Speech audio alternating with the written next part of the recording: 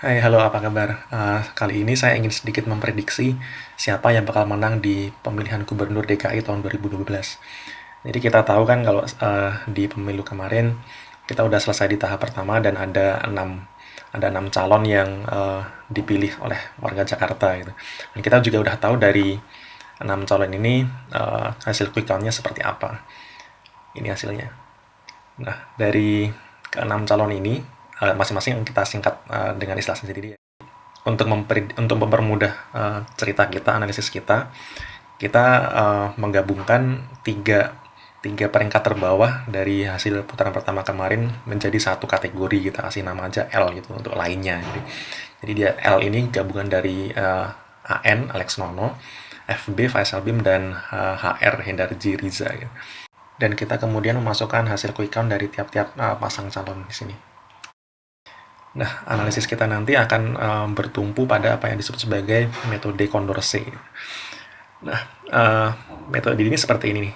Jadi kita bisa merepresentasikan keempat calon ini dalam satu tabel, di mana di tabel yang sebelah kanan bawah itu, yang kotak besar itu merepresentasikan preferensi dari para pemilih gitu. Jadi misalkan di baris pertama itu ada angka 43, itu artinya kan dari hasil quick count 43% memilih JA. Jadi JA akan lebih dipilih daripada tiga calon yang lainnya. Tapi kemudian menjadi trik di sini adalah bagaimana kita menentukan urutan. Jadi di sini kan saya mengasumsikan para pemilih Jokowi paling tidak akan suka memilih Vokenara. Jadi FN ada di preferensi paling bawah nih, jadi sebelah paling kanan itu.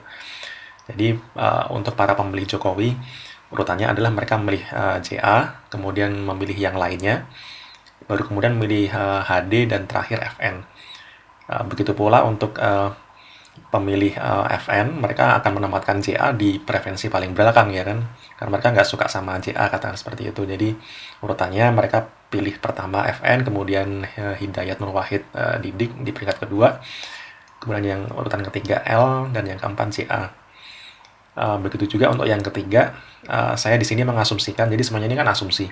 Saya mengasumsikan pemilih HD akan lebih rela, andai kata mereka kalah, mereka akan memilih calon yang lainnya, yang L, kemudian memilih FN, dan terakhir mereka memilih CA.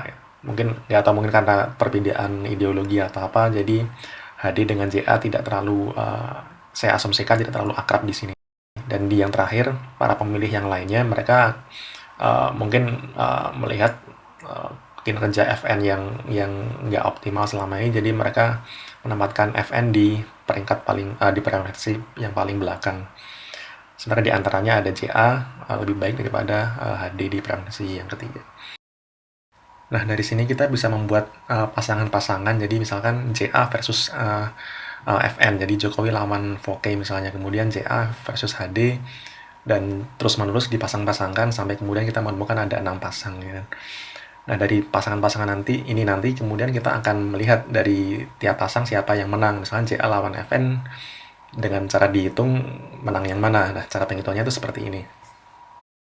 Misalnya JA versus FN gitu. Jadi kita lihat nih di baris pertama JA lebih dipilih daripada FN di baris pertama. Jadi kita kasih angka 43 di kolom JA. Sementara di baris kedua FN lebih unggul ya kan, FN lebih dipilih daripada JA, jadi kita kasih angka 34 hasil quick count ke FN.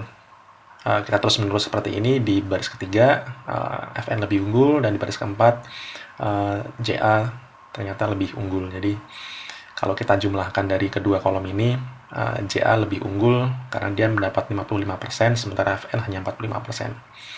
Nah, jadi untuk pasangan pertama, JA lebih unggul daripada FN. Kita kasih lingkaran. Kemudian di pasangan kedua, JA versus HD, di baris pertama kita lihat JA lebih unggul kan, jadi kita kasih angka 43. Kemudian di baris kedua, HD lebih unggul daripada JA, jadi angka 34 kita kasih ke kolomnya si HD. Di baris ketiga, HD lagi-lagi lebih unggul, kita kasih 11. Sementara di yang keempat, si JA lebih unggul, jadi kita kasih 12. Kalau dijumlah lagi-lagi kita lihat Jokowi Ahok menang saat disandingkan atau saat ditarungkan dengan HD. Nah, apabila proses ini kita ulang terus-menerus, untuk tiap pertarungan JA lawan L, kemudian FN lawan HD, FN lawan L, dan HD lawan L, maka kita bisa menghitung dari tiap-tiap pertarungan itu siapa yang akan menang gitu. Nah, di sini dari perhitungan kita di pertarungan ketiga JA lawan L, si L ternyata menang gitu. Jadi kemenangan JA yang udah di depan mata ternyata kandas gitu. Nah, kemudian kalau kita fast forward di sini, kita hitung dengan cepat, tampak bahwa ternyata yang memenangkan pemilih itu ternyata bukan JA, FN maupun HD, tapi ternyata L gitu. Jadi kelompok mereka yang kalah di putaran pertama justru yang menjadi pemenang gitu. Kombinasi antara dua calon independen plus Alex Nono. Nah, ini hasil yang tentu saja sangat mengherankan ya kan. Jadi ternyata prediksi untuk pemilihan gubernur DKI berdasarkan hasil data yang beneran, yang dari hasil quick count, menunjukkan bahwa JA maupun FN nggak akan menang gitu. Tapi justru yang menang adalah para calon independen dan Alex Nono digabungkan jadi satu. Nah, tentu saja hasil ini sangat tergantung pada asumsi yang kita pakai. Jadi di kotak yang preferensi itu sangat menentukan hasil akhir dari perhitungan ini.